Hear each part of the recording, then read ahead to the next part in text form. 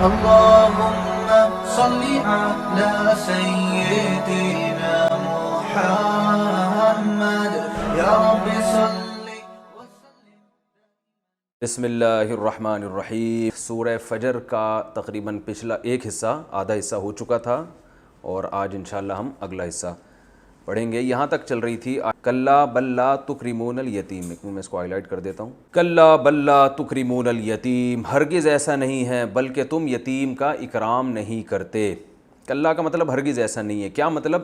اللہ تعالیٰ نے انسان سے دو شکایتیں کی ہیں. فَأَمَّا الْإِنسَانُ إِذَا مَا ابْتَلَاهُ رَبُّهُ فَأَكْرَمَهُ وَنَعَّمَهُ، کہ انسان کو جب اللہ آزماتے ہیں اور اس کا اکرام کرتے ہیں، اس کو نعمتیں دیتے ہیں، تو وہ کیا کہتا ہے؟ فَيَقُولُ رَبِّي أَكْرَمَنِ، میرے رب نے میرا اکرام کیا. یعنی یہ اکرام بطور شکر کے نہیں، یعنی یہ جو الفاظ کہتا ہے نا انسان، یہ بطور شکر کے نہیں بلکہ یہ اتراتے ہوئے، جیسے لوگ کہتے ہیں اللہ کا دیا بہت کچھ ہے، اور اس پہ خوش ہی ہو رہے ہوتے ہیں.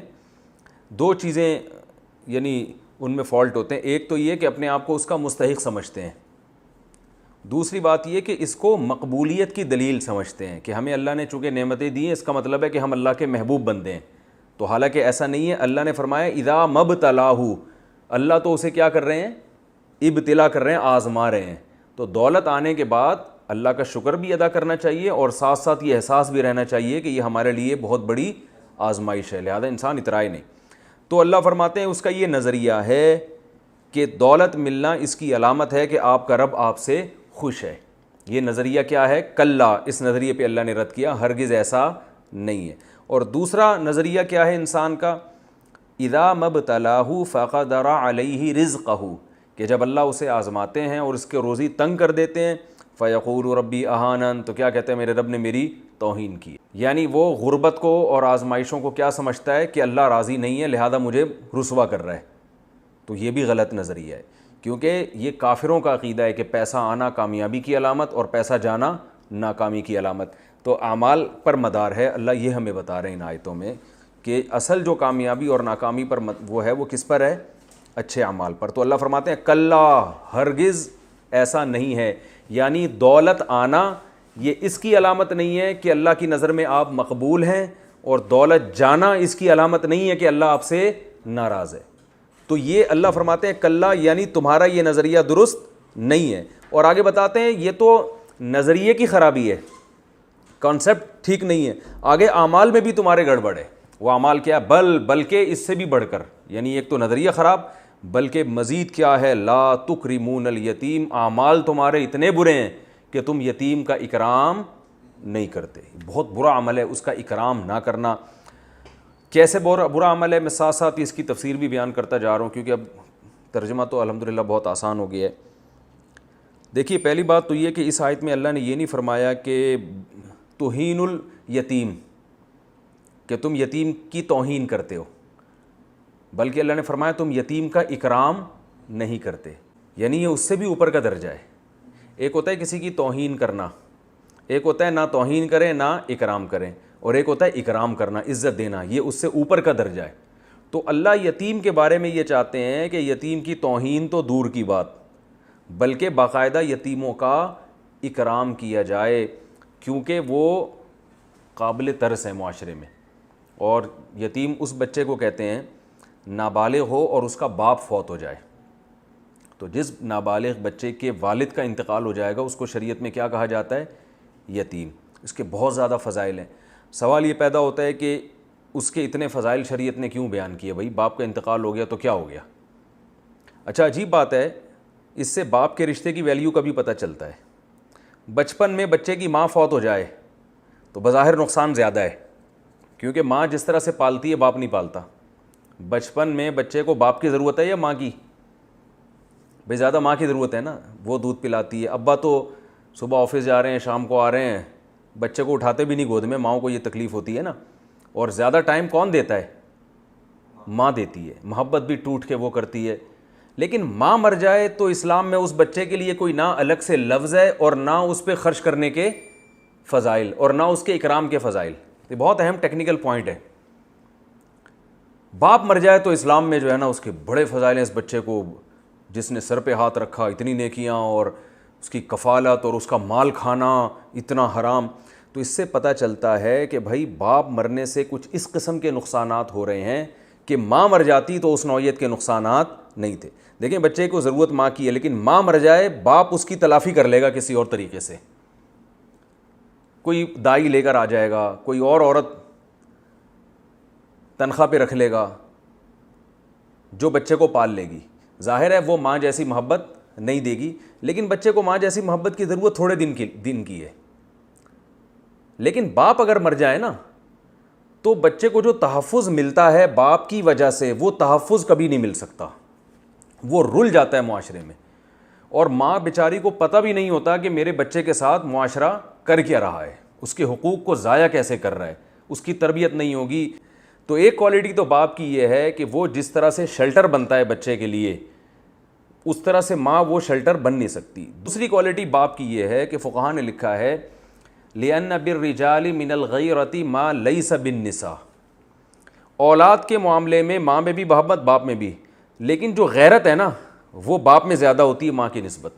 تو باپ اپنی بیٹی کے معاملے میں, اپنے بیٹے کے بچوں کے ساتھ کیا کچھ ہو جاتا ہے باہر, غلط حرکتیں بھی ہو جاتی ہیں, باپ ان سب چیزوں پہ نظر رکھتا ہے. ماں کو تو پتہ ہی نہیں ہوتا یہ چیزیں.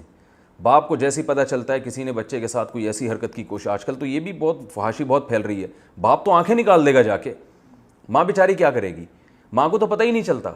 اور بیٹی کے ساتھ جو کچھ ہو سکتا ہے یونیورسٹیوں میں کالجز میں, تو جو لڑکا اس کے ساتھ غلط کرنے کی کوشش کرے گا وہ لڑکی کے باپ سے ڈرے گا, ماں سے نہیں ڈرتا وہ. تو اللہ نے اس معاملے میں جو مردوں کو فضیلت دی ہے وہ عورتوں کو نہیں دی ہے. باپ اور بھائی اس طرح کے جو رشتے ہوتے ہیں نا یہ قتل تک کر دیتے ہیں, یہ بہت زیادہ اس معاملے میں غیرت میں آتے ہیں, تلواریں نکل جاتی ہیں اس معاملے میں. تو یہ جو ایسے جیسے میں اس کی ایک مثال دیتا ہوں بیانات میں, جیسے پھول ہوتا ہے نا اس کے گرد کانٹے ہوتے ہیں, تو ان پھول تک پہنچنے کے لیے ان کانٹوں سے گزرنا پڑتا ہے. تو عورت کے گرد نا اللہ نے مردوں کے پہرے لگائے ہوئے ہیں. مردوں کا پہرا نہیں ہوگا تو عورتوں کو بیوقوف بنانا لوگ بنا رہے ہیں. ہمارے پاس کیسز آتے ہیں لڑکیوں کو بیوقوف بنایا جاتا ہے, ماں کو پتہ ہی نہیں ہوتا بیچاریوں کو ہو کیا رہا ہے دنیا میں. تو اس لیے اصولی طور پر اسلام نے اس بات کو مانا ہے کہ اگر بچے کا باپ فوت ہو جائے تو اس کا کوئی پرسان حال نہیں ہوتا, اس کی وراثت بھی کھائی جاتی ہے. قدرت نے جس کو سرپرست بنایا ہے نا اس معاملے میں وہ باپ کو بنایا ہے. تو اس لیے اسلام میں یتیم کے بہت فضائل ہیں, کیونکہ جو باپ بچپن میں مر جائے تو اس بچے کا کوئی پوچھنے والا نہیں. اللہ تعالیٰ نے بہت ترغیب دی ہے اس کی کہ بھائی یتیم ہو جائے تو اس کا کیا کرنا ہے, عزت دینی ہے اس کو. نبی صلی اللہ علیہ وسلم نے ام سلمہ رضی اللہ تعالیٰ عنہ سے نکاح کر کے ان کی یتیم بچوں کو پالا تھا. خود آپ کے دیکھیں آپ کو کتنے غریب تھے لیکن بیوہ سے نکاح کر کے یتیم بچوں کو پال رہے ہیں. تو اس لیے اسلام میں بہت اہمیت ہے اس کی. تو اللہ فرماتے ہیں بل لا تکرمون الیتیم, تم یتیم کا اکرام نہیں کرتے, حالانکہ اکرام کرنا چاہیے. یہ عملی خرابی ہے تمہارے اندر. ولا تحاضون, کہتے ہیں کسی کو کسی چیز پر ابھارنا. تو ولا تحاضون, تم ایک دوسرے کو ابھارتے نہیں ہو, ایک دوسرے کو ترغیب نہیں دیتے علی طعام المسکین, مسکین کے کھانا کھلانے پر. یعنی تمہارے اندر یہ بھی برائی ہے کہ تمہیں معاشرے کے جو کمزور لوگ ہیں ان کی بنیادی ضرورت پوری کرنے کا بھی خیال نہیں ہے. آیت کا یہ مطلب ہے, کھانا کھلانا اصل مقصد نہیں ہے. میں نے بار بار یہ بات میں بیان کرتا ہوں کہ قرآن جزیات کے ضمن میں کیا بیان کرتا ہے, اصول. یعنی ایک ایگزامپل دے گا لیکن وہ ایک مثال ہوگی, اس مثال کے اندر ایک قاعدہ چھپا ہوا ہوگا.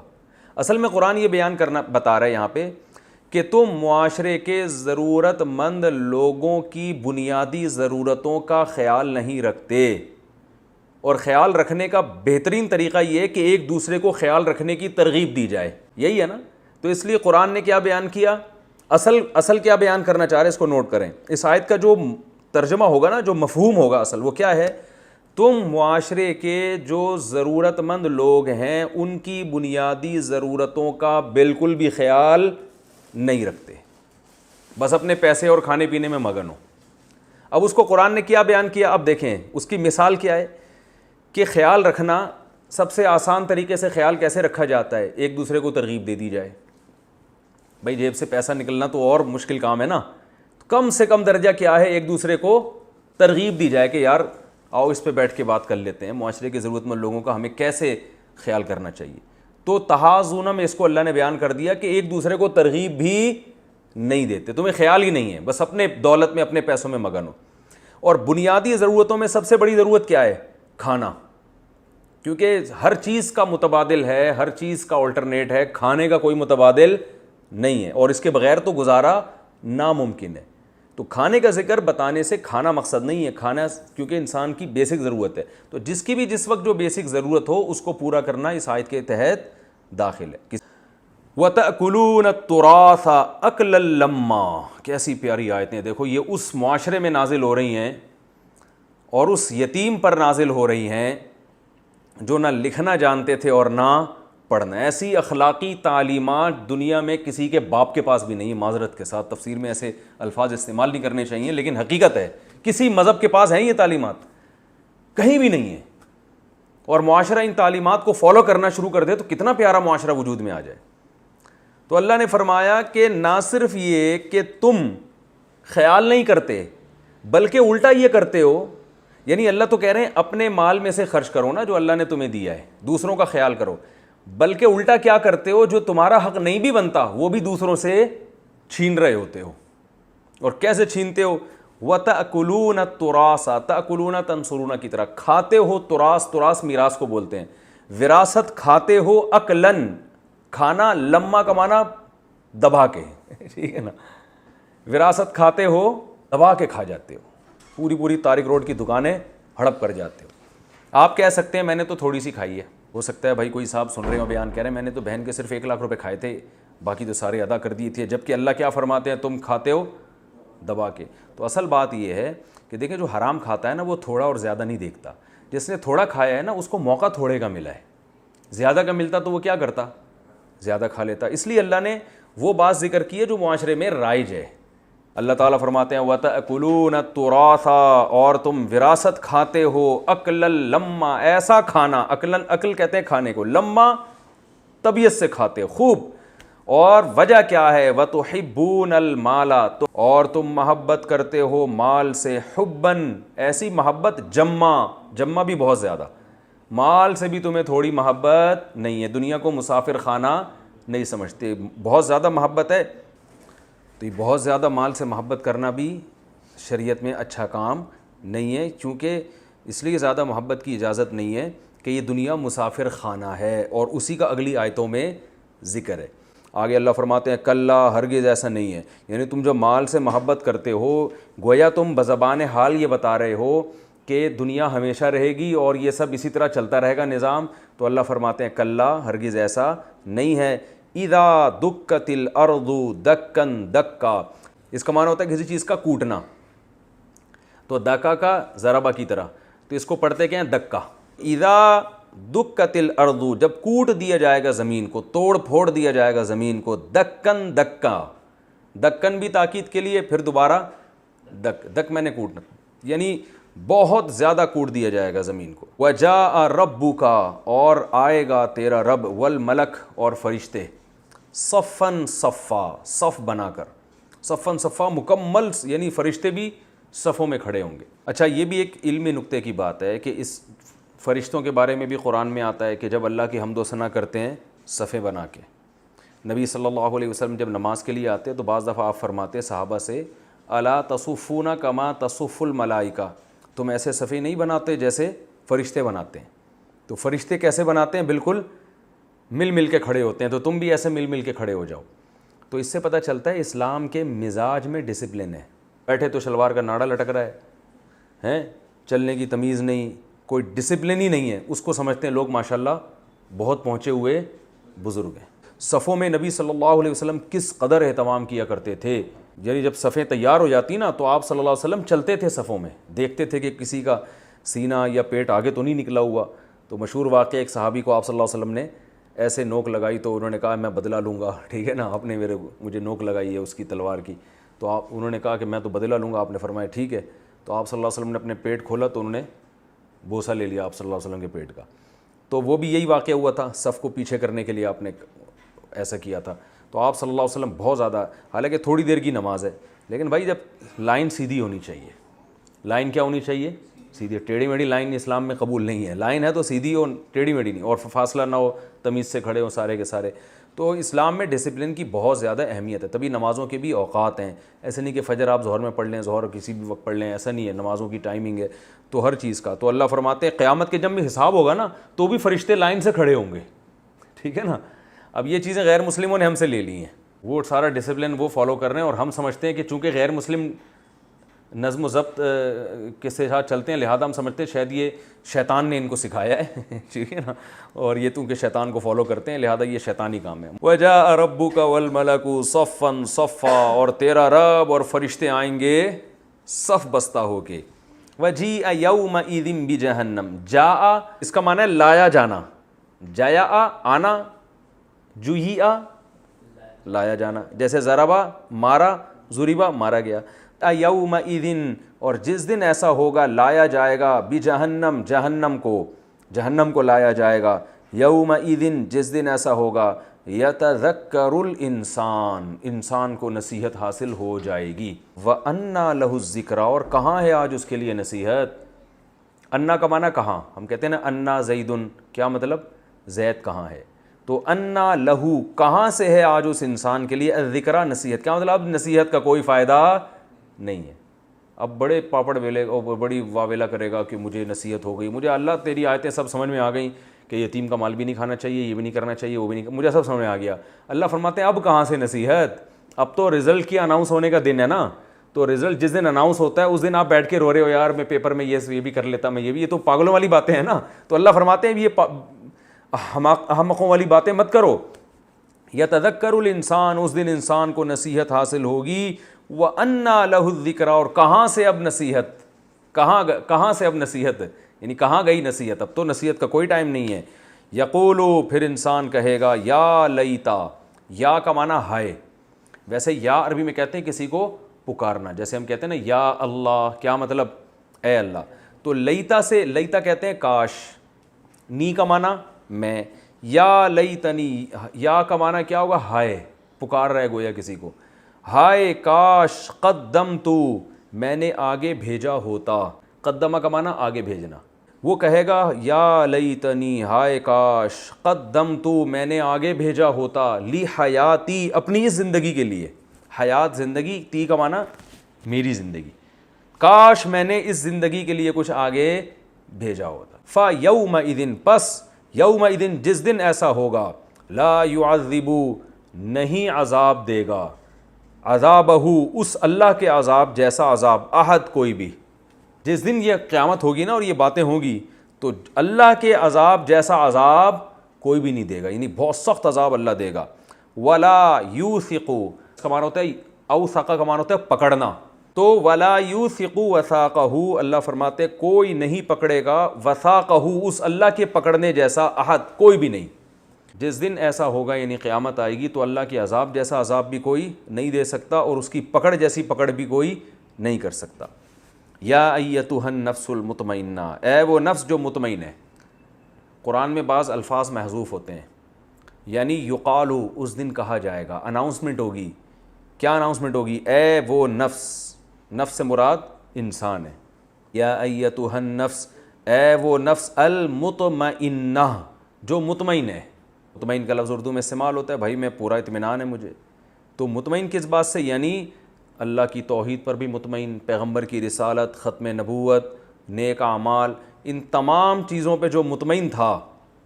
تو ایسے نفس کو خطاب ہوگا, کیا خطاب ہوگا, ارجعی, اس کا معنی ہوتا ہے رجوع کرنا. ایسے نفس سے کہا جائے گا ارجعی, لوٹ جا, الی ربکی, اپنے رب کی طرف. ربکا کے بجائے ربی کی, کیونکہ مؤنث ہے.